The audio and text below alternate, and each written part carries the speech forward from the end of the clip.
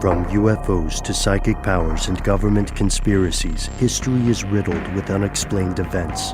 You can turn back now or learn the stuff they don't want you to know. A production of iHeartRadio.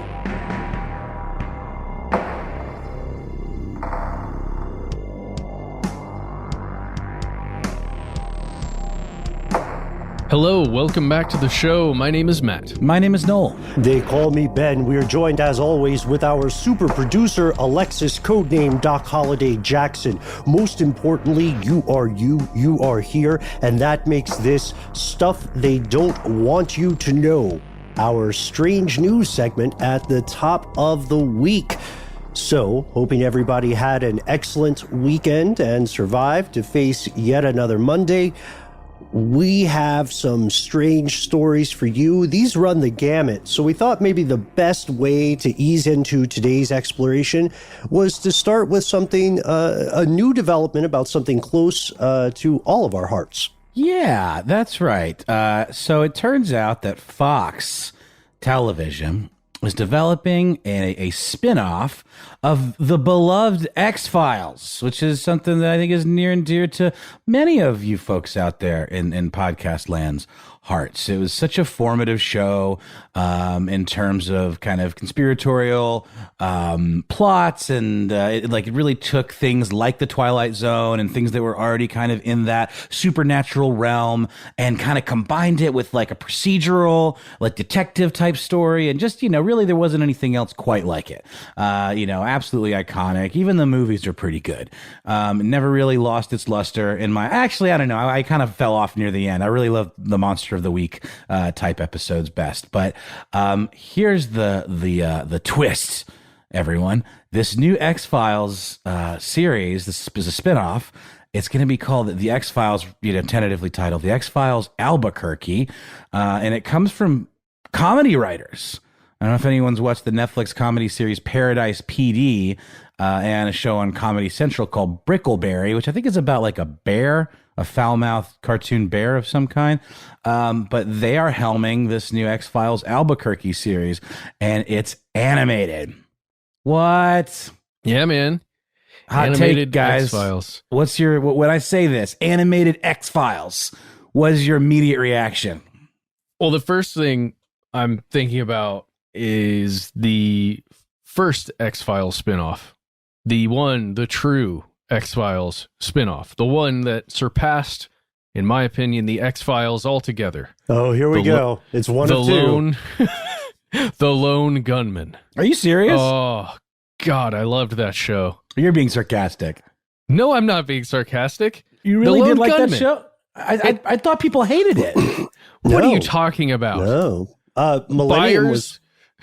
Millennium was also a spinoff.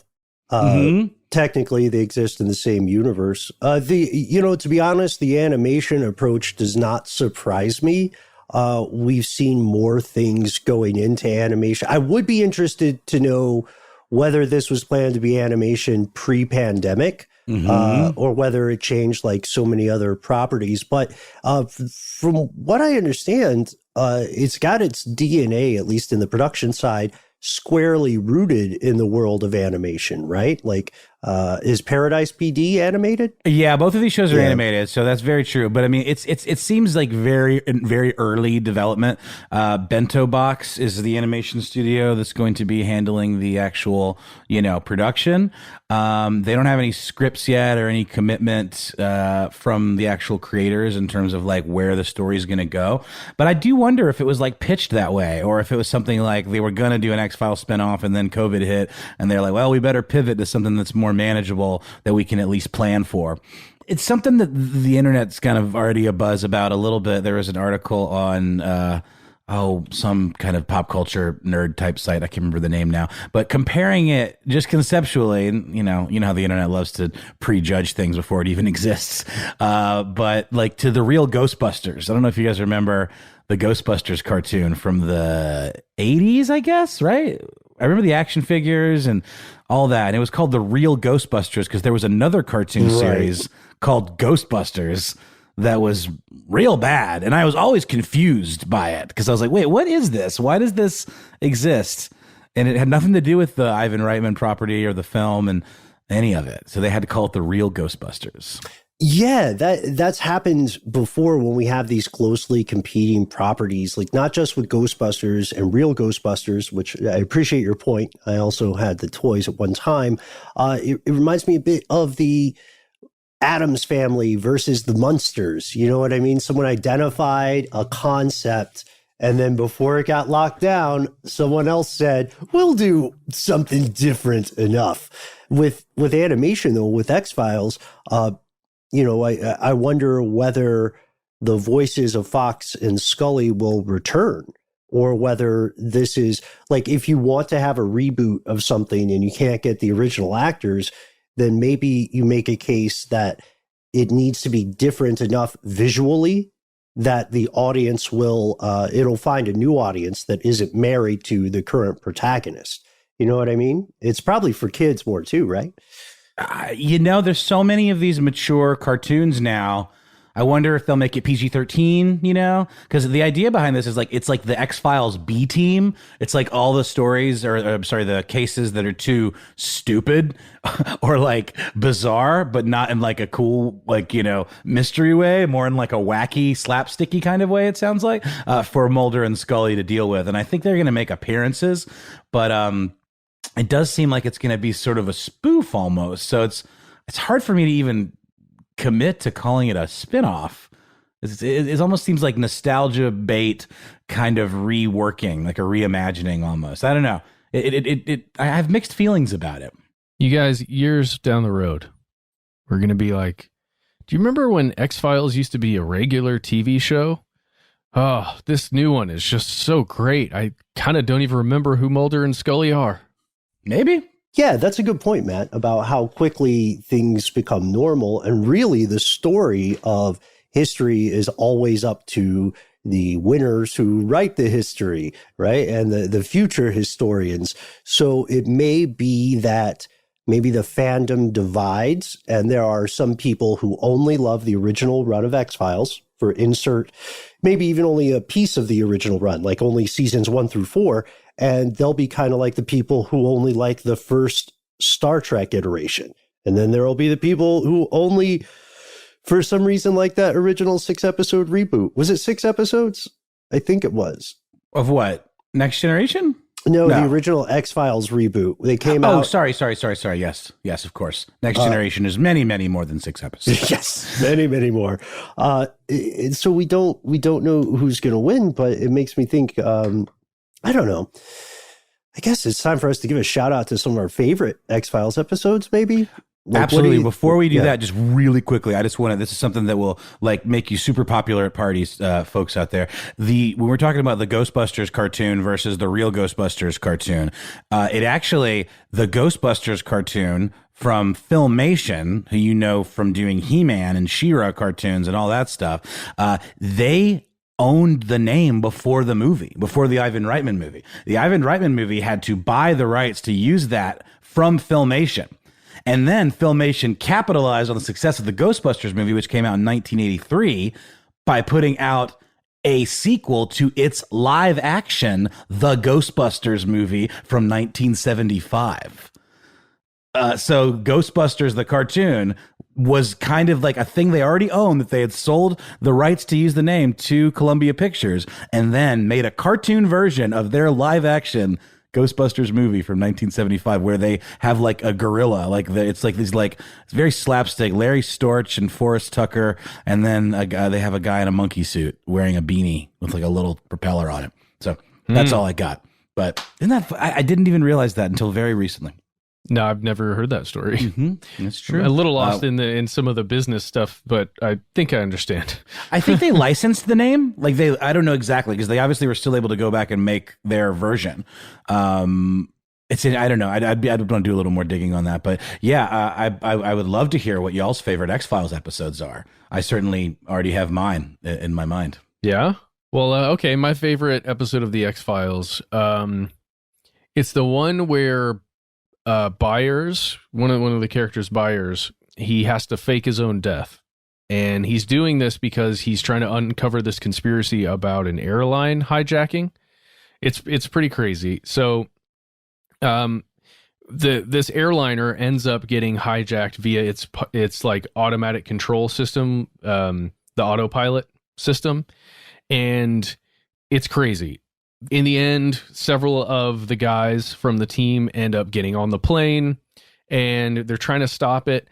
The crazy thing about it is that this plane that was being auto remote controlled was on a collision course with the World Trade Center. And this episode came out in 2001, in March of 2001, and it was an episode of The Lone Gunman. I was waiting for it. Are you kidding me? You're a troll, dude. I can't tell if you're serious or not. I really so well done. You really like The Lone Gunman better than The X-Files, Matt? Come clean. Look, I'm not being fully honest. The X-Files was my great love as a young one. But The Lone Gunman, let's say I've become to appreciate it much more in my later years, especially as us, the three Caucasian men speaking to you now, either via Mostly video Caucasian. or audio. Yeah, well, yes, the three of us talking, I think maybe represent The Lone Gunman in some weird way. Just a different version. So I think I have grown to like it more. Oh, yeah. Thanks to you, Aaron Cooper, for the awesome poster, which I still have a copy of here in this strange room I'm turning into a lair. Yeah, I think I'm on the same page with you there, Matt. I personally don't. In principle, I have a really difficult time choosing a single favorite. I'm never a fan of those lists where it's some arbitrary, like, these are the best 2 to 17 of these things, and they're clearly my opinion as the author. But I also, to your point, Noel, I enjoy the Monster of the Week episodes, the supernatural stuff, of course, when they're dealing with otherworldly entities. I don't, if you are listening to stuff they don't want you to know and you have somehow not seen the X-Files, I wish I could erase my memory and watch it with you, because what a wild ride, especially when you don't have to wait a week between episodes. Binge it, cancel all your appointments, make your weekend a week long and just watch X-Files, and tell me what you think about that really Southern Gothic, not even supernatural, that Southern Gothic incest story. God, that was the one that they pulled, right? Where it's like almost like a Texas Chainsaw Massacre type vibe, with like a house with like a real creepy family and like someone that lives under a bed and is like born with no legs or something. I don't remember. It's really twisted. It's by far the most disturbing episode of the entire series. It's called Home, I believe, is what it's called, right? Yeah, I think it might be Home. And I think that character started with legs. Once upon a time. That's right. But yeah, so that's your favorite? No. Okay, I said that's an exceptional one. Now you can watch it via the internet without having to worry about top-down censorship. But since I can't pick a favorite, and I don't have a favorite because I like so many of them, Noel, I would pass it to you because it sounds like you have one you want to talk about. There are actually two that really stand out in my memory, and I had to Google what one of them was called, but it's called DPO, and it stars Giovanni Ribisi, the first time I think I'd ever seen him in anything, and he plays this kind of outcasty weirdo who likes playing video games and has magical lightning powers. And I really need to rewatch it. I'd be interested to see if it holds up. I have watched a decent amount of them in the last handful of years, and I do think, by and large, they do hold up. I mean, it definitely has got that square aspect ratio, and it's got some hallmarks of kind of 90s, which by virtue of the closeness to the 80s feels kind of 80s at times. It's weird. It's that, with the hair, kind of big hair sometimes, and all of that, and some of the dialogue's a little corny, but man, it really hits. And that's one of my favorites, I think, because he's sort of this classic outcast character who you almost want to root for, but then he goes way too ham and becomes kind of like stalkery and, realize how psychotic he really is. But he just wants to be loved, you guys. He just wants to be loved. And then I also really enjoyed there was one with a creepy doll that like murders people with its like creepy doll powers. And I don't remember the name of that one. Let's see if I can find it real quick. I'm just going to type in X-Files creepy doll. And that one is called Chinga. Vacationing Scully meets a girl who makes people injure themselves. Written by Stephen King and Chris Carter. It's very Stephen King-y, now that I think about it. Yeah. Chinga. Wow. I just thought of another episode, you guys. This one actually was written by Vince Gilligan, who you may remember. Vince Gilligan. You know that other show, Breaking Bad. He did that one. And this one is really, really cool. It's called Usual Suspects. I can't even go through it. It features the lone gunman. But it is an episode of the X-Files, correct, Matt? It is. Okay. But it's really great. Okay, good. I like the characters. They're great. I like it. Who I think I'm the short, stubby guy. Matt, you're the long-haired weirdo, and Ben, you're the other guy. What does the other guy look like? I'm thinking of the poster that Aaron Cooper made. Yeah, that's the Agent Byers that Matt was referring to a couple of different times earlier in this episode. He's the good-looking one, so you get to be the good-looking one. Also, just so you know, in that episode, it features Detective John Munch, which you may remember from the Munchverse. Yeah, which I think Chuck discussed with us, right, when he was on the show too.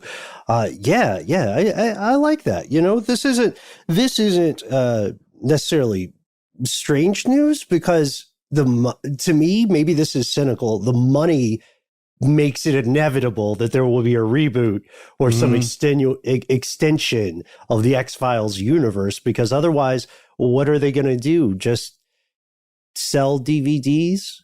Yeah, I don't think so. Where is he streaming, by the way? Where do you stream the X-Files? Is this on Hulu? I don't think it's on Netflix anymore. So hard to keep track. Let me type where to stream the X-Files. Ladies and gentlemen, on IdeaFlix. Nope, it's Hulu. On Mubi. Exclusively on Quibi. There you go. Real quick, we'll wrap this up and move on to the next article. But for it or again it, X-Files animated series. Oh, the old car stuff question. Yep. Yeah, I'm for it. I'm for creative endeavors. I am for the exploration of the mind and the world around us through fiction. It's done great for the species so far, which is a very abstract way of saying yes. Even if I don't watch it, I think it's good that it exists in the world. Okay. Matthew? Spoilers ahead. As long as Byers, Frohickey, and the other one show up as ghosts in this new thing, then we're okay. I think that's maybe on the table. This sounds like there's going to be some madcap, supernatural hijinks. So I'm for it, man. I'm not going to poo-poo it before it even exists. It's interesting, at the very least. And let's just see what happens. I guess the thing is, like, it's one of those things that has such a special place in so many of our hearts that you feel protective of it, and you're like, no, don't ruin it by making a stupid cartoon out of it. But who are we to say? Maybe the kids will love it, and then they'll introduce a whole new generation to the X-Files. And it'll get more people thinking maybe the way you do, the way we do. Maybe there's something to all this stuff on the fringes, right? That's what the show's all about. I would say one interesting part about that when we talk about intergenerational fiction is that people tend to have nostalgia for and romanticize the things they saw that they love, right? And they say, oh, the old thing was better. Oh, the first thing was better. But often psychologically, what's happening, if you're being that person, is that you are pining for how you felt at the time that you originally watched the thing. So you're not necessarily in love with the writing or the special effects, whatever they may have been. You are, psychologically speaking, you're going to be thinking of the time in your life that you've already remembered multiple times. So we have to be really careful when we find ourselves being the person saying, oh, the old stuff was better, the original stuff. No, we liked ourselves better then. Mm-hmm. Yeah, whatever. Sometimes it's not. Sometimes it's not even good at all if you actually revisit it. Wasn't Fringe technically an X-Files spinoff as well? I don't believe so. I think it was. think it was. Yeah, There's at it least might a lot be of in the references. same Munchverse, but I don't. Yeah, maybe it's in the Munchverse. I don't think it's an X-Files spinoff. Well, I mean, there's a lot of references. J.J. Abrams did. I'm just looking it up right now, and it just says Fringe. Every X-Files reference explained. So it's inspired by the X-Files and is referenced to the series in several episodes, implying that they've decided maybe retroactively to share the same. I mean, what makes a spinoff? Does it have to come from the same team to be like an official spinoff? I don't know. It's a good question. So that's what do you guys think? Is Fringe an X-Files spinoff? Let us know. That's all I got. All right. Well, we'll be right back.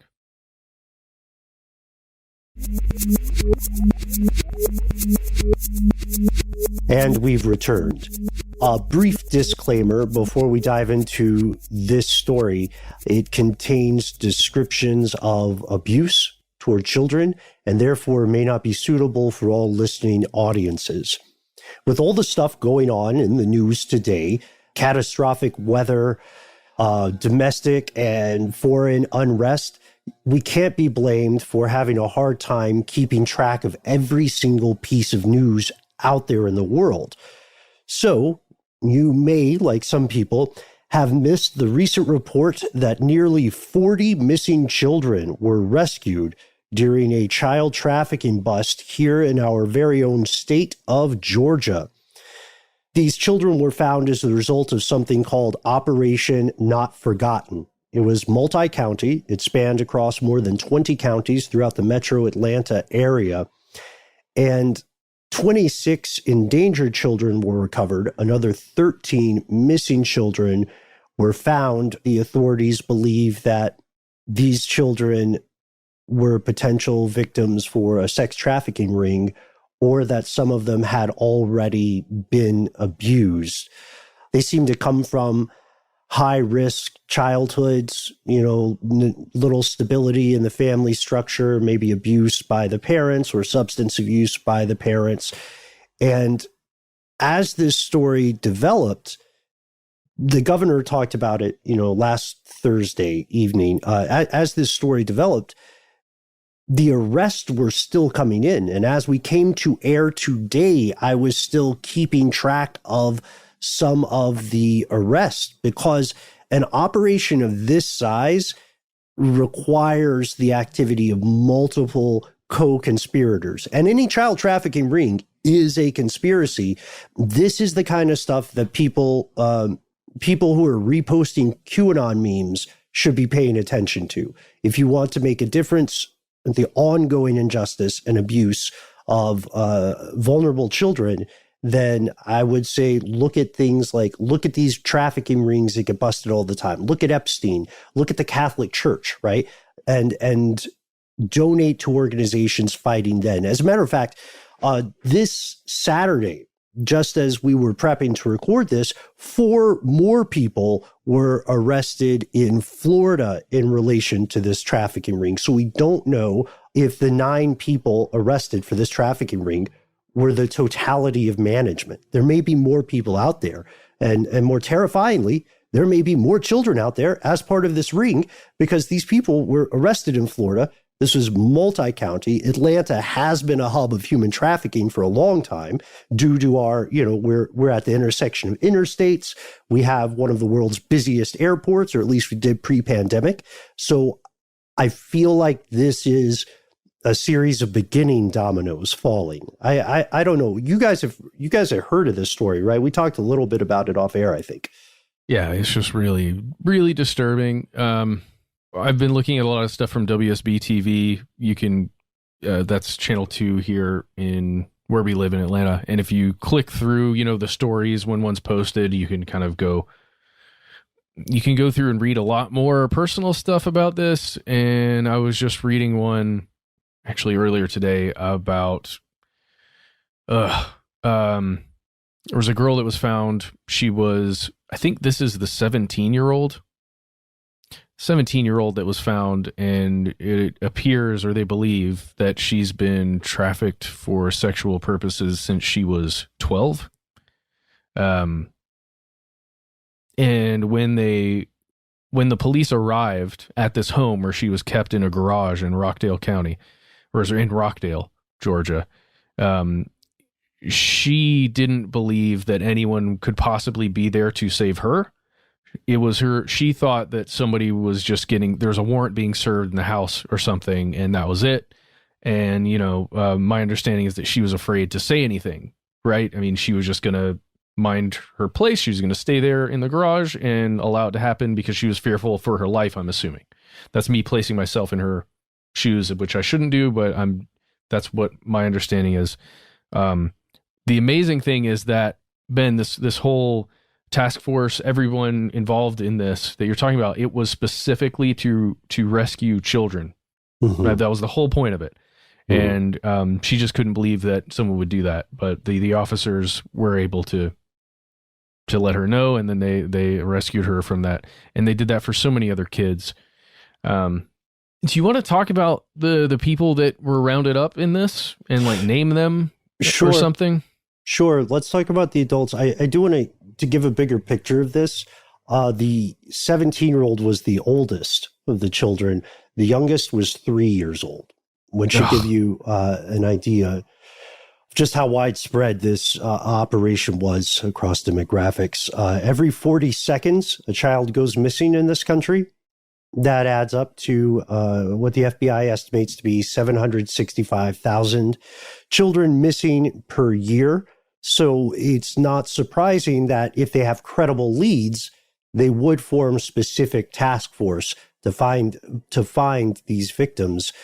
The people that we're talking about, we'll name their names. We need to be very careful to say that this being the US, they are not guilty until they are proven guilty in a court. Another thing, the people who have been arrested, many of them already had related convictions, by which we mean people like Moradeo Amos Bandel, who was arrested in Florida. He already had a warrant out for sexual assault in Conyers, Georgia.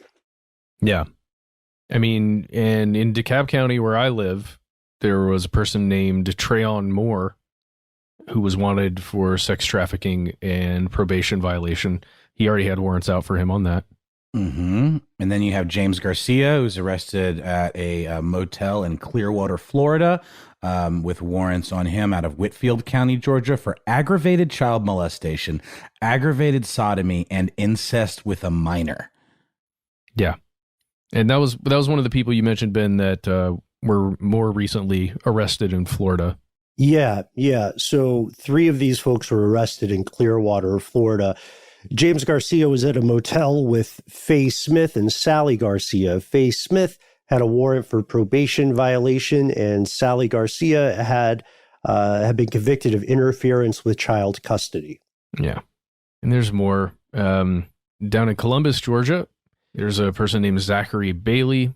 He, previously had issues with human trafficking, enticing of a minor for indecent purposes, enticement of a minor for solicitation, just awful, egregious stuff. And then we have Stanson Causey, arrested in Jasper, Georgia, a registered sex offender, and also arrested for probation violation. And to round out the current arrestees, the last 2 are Kirk Waters, arrested in Newton County, felon in possession of a firearm. Trevante Sharif, also arrested in Newton County, interference with custody and obstruction. So these people, as far as we can tell, have a history with the law, and the troubling thing about this is this bust is not the biggest of its size. Even in Georgia, 2 years ago, a sex trafficking sting operation in Metro Atlanta rescued almost 160 children. And of course, along with those came the news conferences, the vows to clean up the streets, to never let this sort of thing happen again. And here we are, 2 years later, and it has happened again. I mean, it's this level of opportunism and predatory behavior is just beyond anything I could possibly wrap my head around. I mean, I can't think of anything more egregious than preying on children and using them as a commodity in this way. Part of the reason this tends to happen in Atlanta is because Atlanta is also In addition to being a travel hub, Atlanta is also a convention hub, right? So there are a lot of people who are effectively living a transient existence. I don't mean just, people riding the rails or something. I mean people who are from somewhere else. They're here for a week and then they're gone the next week. We know that the U.S. has a tremendous problem with trafficking in general. Just to contextualize this, Matt, you mentioned one of those charges was enticement of a minor, right? The word for that is grooming. Befriending a vulnerable child, making them feel like they will be safe if they do what you say. Yeah, this is unclean. I agree. I bring this story up because there are two very important things we need to know. First, this story does appear to have some sort of positive conclusion, which is invaluable. And I believe that the investigators in this task force meant it when they said, they're never going to stop looking for a kid. They're never going to stop looking for these missing children. And I hope it's true. But the second reason I bring it up is because we have to ask ourselves how long until the next one, or how many are occurring now in the U.S. and in Georgia, maybe specifically, that aren't getting the due diligence of investigators, or they aren't getting the headlines of the press and media outfits. This stuff is happening every day. It may not always be over 100 kids. It may not always be like dozens and dozens of children, but I don't think it makes it any better if it's happening to one kid, or two kids or three. Yeah, I completely agree. It makes me wonder what would happen if this was one of the primary things that our tax dollars were used for law enforcement officers. Something like this. Very specific task forces that focus on a major problem, and they focus on it so deeply that they are able to, arrest whole, groups of people who are doing some kind of major crime. Because I think what this does is illustrates the importance of law enforcement, right? In a time when, there's a lot of much needed scrutiny being placed on, individual officers and departments. This is something that I don't think anybody can argue with is a majorly positive thing that law enforcement officials in entire groups of officers can do. No, you're right, but it's all about that training and the specialized training and then the task force nature of it to fit the training and the personnel with a certain end goal, as opposed to what we're seeing, I think, with perhaps the training for regular, officers that are going to domestic disputes or doing traffic stops. They're not trained in a way that fits with the reality of that job at times. Oftentimes, in my opinion, and I think in many people's opinions. I would say that we have to take pains to illustrate the difference here. The folks who are in charge of Operation Not Forgotten are not rank and file police officers. They're members of the US Marshals Service Missing Child Unit. So their training is going to be incredibly different to begin with. My understanding is that it's them and then 6 or more other agencies, including local FBI. I mean, all of these various law enforcement groups that are working GBI together. And local police too, to your point. I mean, my point is that it's not the local police running this. You know what I mean? Sure. It's well, then the marshals. Yeah. Oh, that's great. My overall point is that if we did highly train, even local officers in a very specific thing that they would be amazingly good at. I mean, I imagine that we could accomplish some wonderful things in putting people who probably should be in jail, such as the ones that we named in this episode earlier, in some kind of jail. Prison, excuse me, need to be more specific. Jail is where you are kept when you are awaiting trial. Prison is where you go after you've been given a sentence. Thank you, whoever you are. I'm going to find your name. Yeah.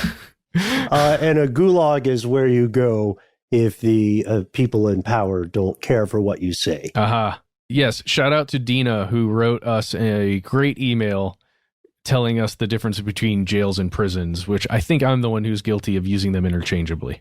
Yes, shout out to you, and shout out to everyone who was talking about this case in social media, various other places. One other interesting aspect here is that we had a lot of people who were saying, why isn't the mainstream news reporting this? Why aren't they giving it more coverage? And the fact of the matter is that the mainstream outlets were covering this. It's just so easy to lose these stories in the deluge of headlines that we encounter every single day now. And of course, this story being somewhat rare in that there is a positive outcome and ending. We're going to pause for a word from our sponsor, and then we'll be back with one more piece of strange news.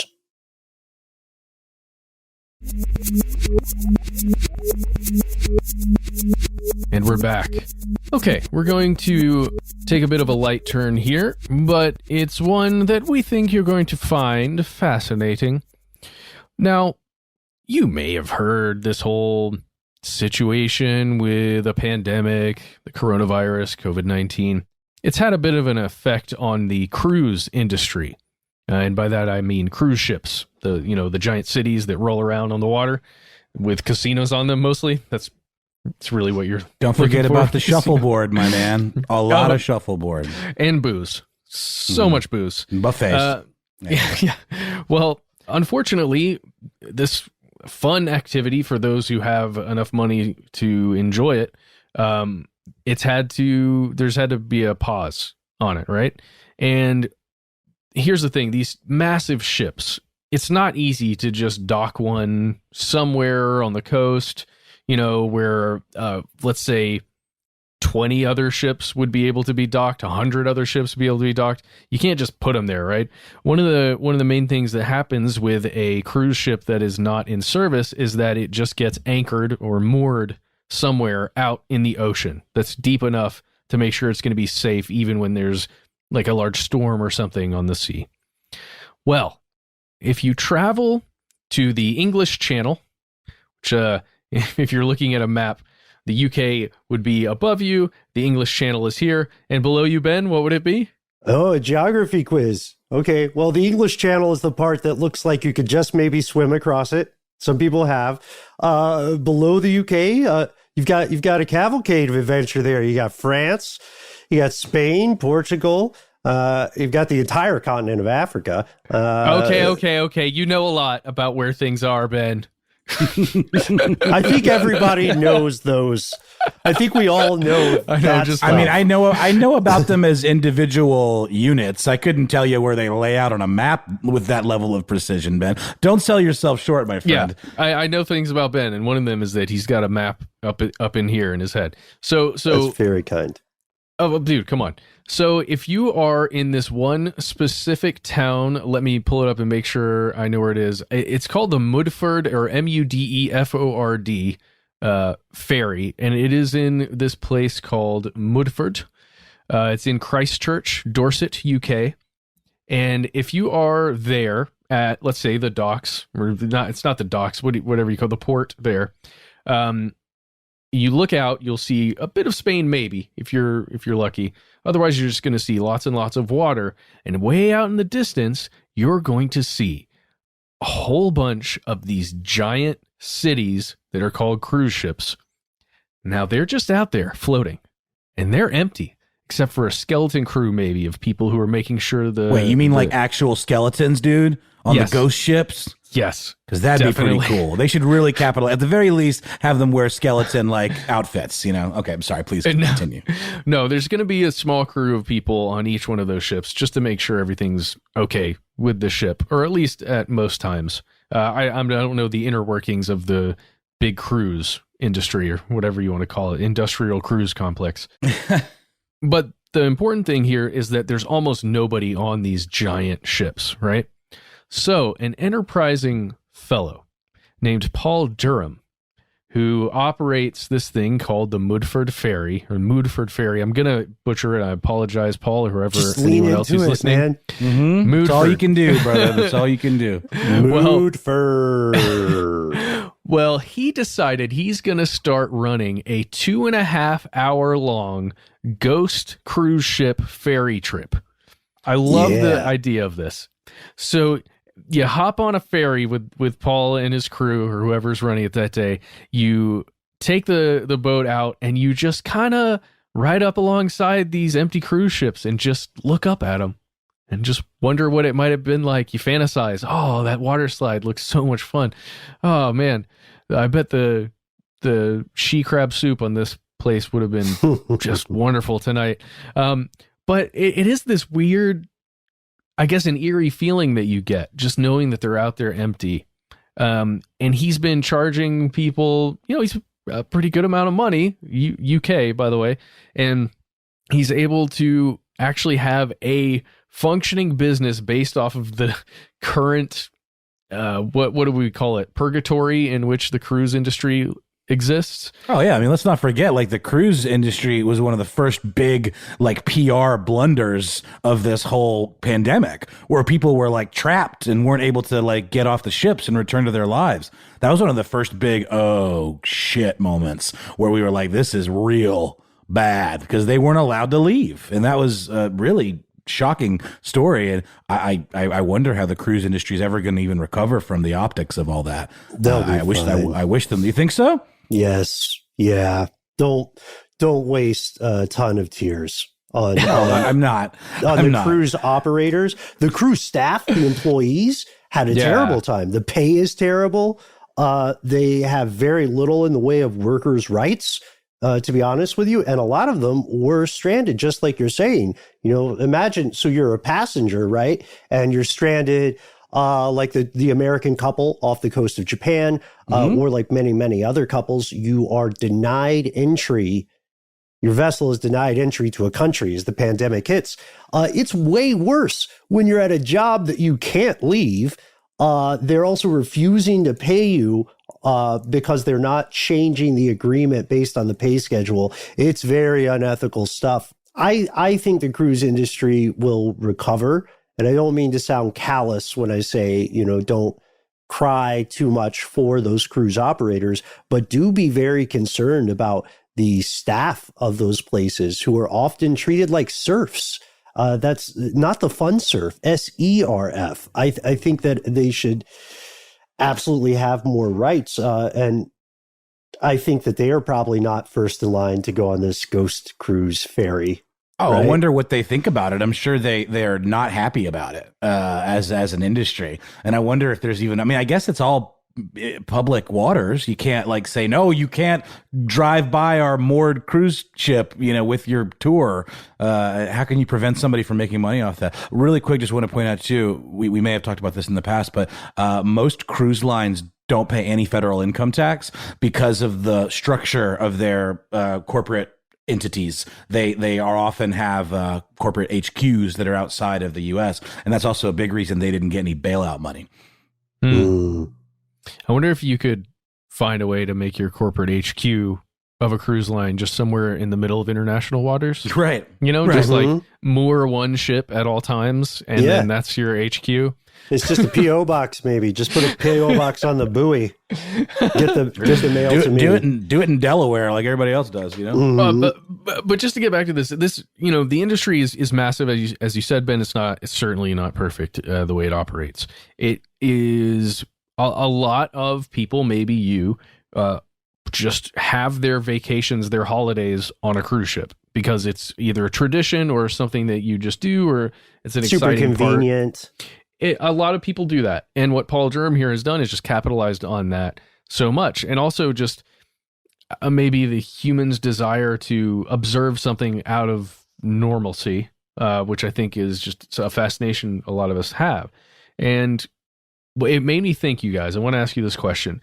Do you think one day, now that all of these offices in cities across the world are closed, when it's hard to imagine, even after pandemic conditions are finished, when businesses will be paying all of this money in rent or leases to have all of their office workers in these giant buildings? I can't imagine that happening. And what I am imagining is like ghost cities, essentially, where there's hardly any residents. at least office residents in massive buildings in cities, and even a lot of people attempting to escape cities who are, leasing apartments or living in a large building in a situation that is just very crowded. I don't know. Oh, yeah. What do you think? Yeah, it's going to happen. I mean, first off, they're already ghost cities, especially in the interior of China, because they may or may not be real estate scams or state attempts to prop up the economy's year-over-year growth, which is one of the only things keeping a lot of the domestic population in line.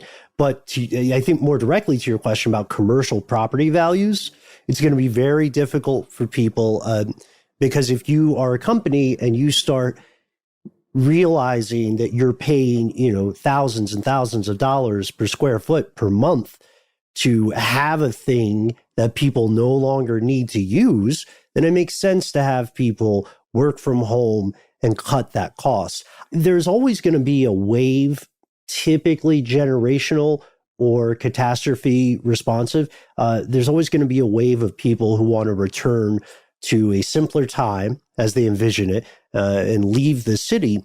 But cities are a human necessity. The majority of the world lives in them. Unless there is a much more deadly pandemic, the majority of the world will continue to do so. There's more economic opportunity. It's easier to find the silly hoops you have to jump through for social advancement, like being members of whatever club in whatever city. And then there are also seats of progress. Human evolution, brief though it is, occurs in cities. Our social evolution, our technological innovations. So I think cities are a must-have. What I would wonder is how long it's going to take for one of those cruise companies to go bankrupt, and for a group of enterprising people, maybe like the same people who created Sealand or whatever that micronation is called. I wonder how long it's going to take somebody to go and try to get squatters' rights on the cruise ship. I wonder the same thing about like the phenomenon that is dead malls. There are these like massive structures that for whatever reason, not COVID related or pandemic related, usually more just the changing of economy and like things being less focused on like huge brick and mortar buildings. They get replaced by a newer, shinier mall, and then the old ones just end up, there's a website called deadmalls.com that some of these literally look like urban abandoned jungles, with like these empty koi ponds and stuff. And it's very, very creepy and eerie. I could definitely see that phenomenon spreading, to office buildings. And then maybe we have a tour of abandoned office parks. And you know what I mean? It's very eerie, but I think very much within the realm of reality. Well, there's more to dive into there when we think about property prices, rent prices, rent controls, all that kind of thing. When you're talking about big cities, when you're talking about even, maybe suburban areas that have giant malls in them, because that is one of the common areas where you'll find large mall facilities and structures. But just what happens when prices become so low in an area, maybe in a city, or when they become so high in an area in a city, and what how everything changes, where people migrate to, even within a state or, a county or even a city, suburban area. I don't know. It's all fascinating stuff that I've been thinking about a lot. In this case, I want to get back to just the concept that you're saying, like ghost tours of a mall or ghost tours of a cruise ship from the Royal Caribbean or wherever. I know we're far away from Halloween right now, but I always think about ghost tours, haunted tours like that. At some point, I want to gather together and have like a list of really good ghost tours in cities. Legitimate ones? Tell everybody. Yeah, legitimate ones. Like self-led. Yes, not ones where somebody's taking you on a tour and showing you all the things, giving you the bullet points, but like, here's a map essentially of these homes and structures that are believed to be haunted. Like, I want to talk about that so we can maybe one day go on a little ghost tour, you guys. Love it. I would love it. I have a list of that for Atlanta, actually. Sign me up. I've got, Okay.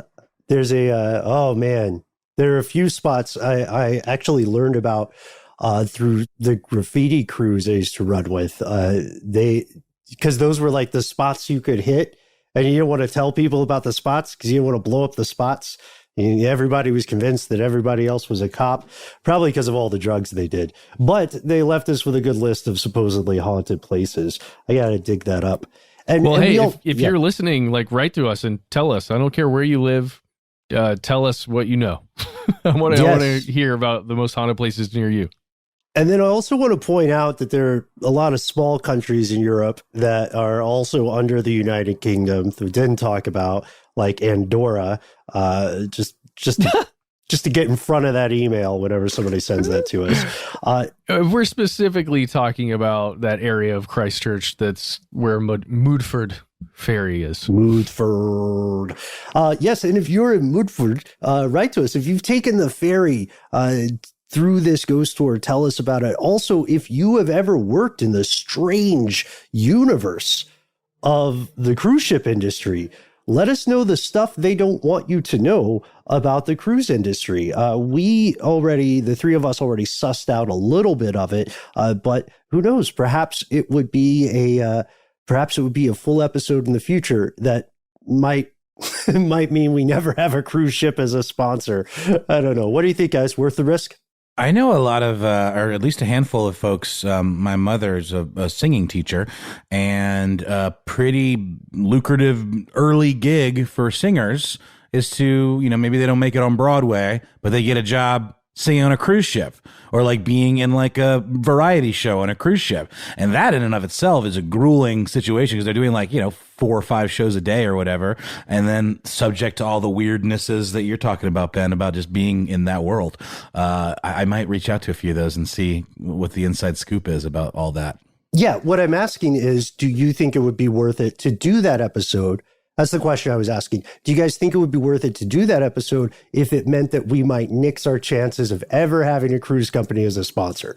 I think it's worth it. I don't know, guys. I'm imagining a scenario where the 5 of us, including Codename Doc Holliday and Mission Control, go on a cruise ship to, let's say, Scotland, Ireland, other parts of the UK, the super haunted, like old places in that area of the world, where we're just cruising around doing this show every day, maybe twice a day, but then the rest of the time we're ghost hunting.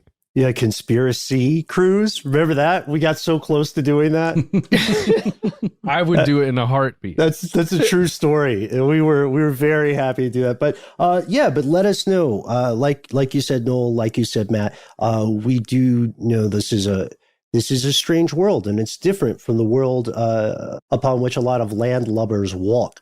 So how can you tell us about this? How can you tell us your opinion about the X-Files animated spinoff? How can you tell us more about the human trafficking cases that are, unfortunately, unlike our story in Georgia, not reaching the news? We want to hear from you, and we do our best to make it easy to find us.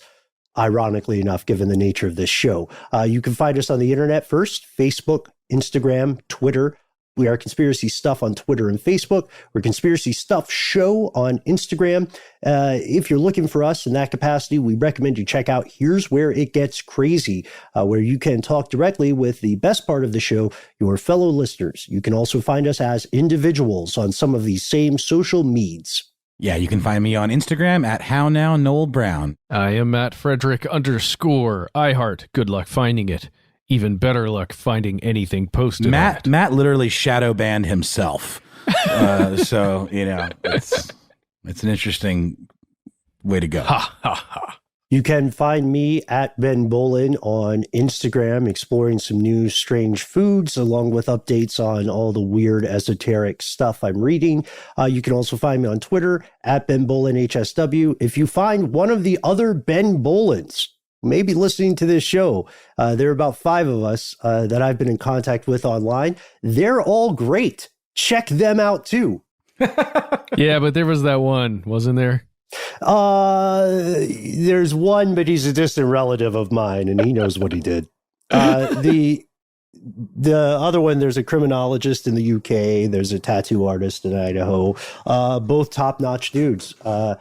So I think it's awesome when you run into people who share a name with you, partially or fully. You shouldn't feel threatened.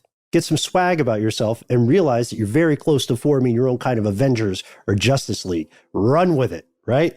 Shout out to the other 400 Matt Fredericks out there that I find every time I try and look at myself anything, anywhere, at any time. Are there really that many? Yeah. A buddy of mine named Kyle exclusively only has people on Facebook follow him by the name of Kyle. I was very impressed by this feat. It was a feat, wow, an utterly ridiculous feat of social media, like counterintuitiveness. And I didn't believe it at first, but I went and looked at his friends list, and almost all of them are named Kyle. And I think he has about 1,000. Wow. And the other ones are like the parents. Exactly. So if you hate social media and you're more of a like directly shouting into the void kind of person, oh boy, do we have a deal for you. Well, it's not a deal, it's a phone number. Oh, yeah, it's a deal. It's a steal. You can shout directly into your telephone or headgear, with one of those Madonna mics that people wear, at 1-833 STDWYTK. That's right. Leave us a message. You might end up on one of our listener mail episodes. Let us know if you would like to be included, if you would like to have us use your name or not. Whatever your comfortability level is, that's fine with us. Just let us know. If you don't want to do any of that stuff, you can always reach us with a good old-fashioned email. We are conspiracy@iHeartRadio.com.